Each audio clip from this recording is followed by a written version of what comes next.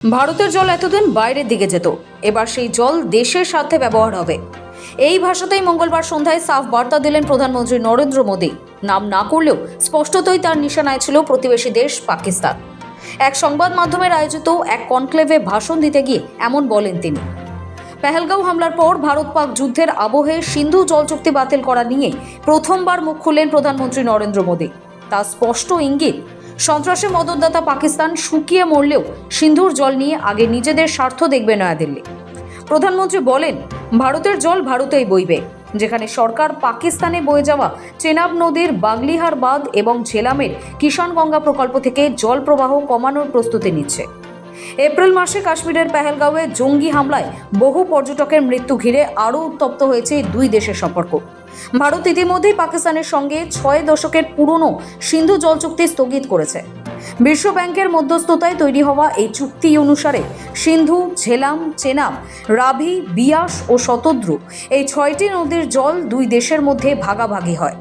1960 সালের চুক্তি মতে শতদ্রু, বিপাশা, রবি নদীর জল ব্যবহার করার পূর্ণ অধিকার রয়েছে ভারতের। সিন্ধু, ঝিলাম ও চন্দ্রভাগার অধিকাংশ জলের ভাগ পেয়েছে পাকিস্তান। চুক্তি অনুযায়ী বিতস্তা ও চন্দ্রভাগার জলের উপরে পাকিস্তানের অধিকাংশ 80%, ভারতের 20%। তবে ওই নদীগুলির শর্ত সাপেক্ষে বাঁধ তৈরি করতে পারে ভারত। দীর্ঘদিন ধরেই নয়াদিল্লির দাবি ছিল সিন্ধু জল চুক্তিতে সংশোধন করতে হবে, কারণ ভারতের নদীবাঁধ দেওয়া নিয়ে বরাবর ইসলামাবাদের প্রবল আপত্তি।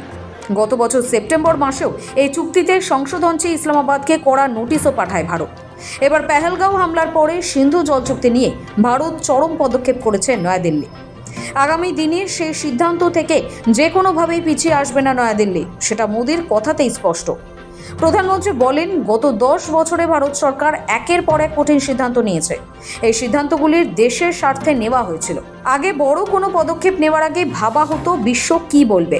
ভোট ব্যাংকের রাজনীতির জন্য বহু বড় সংস্কার আটকে গিয়েছিল। এইভাবে কোনো দেশ এগোতে পারে না।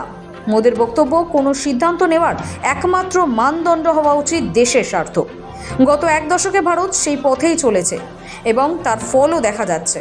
যেসব বড় সিদ্ধান্ত দীর্ঘদিন ঝুলেছিল সেইগুলি এখন বাস্তবায়িত করা হচ্ছে।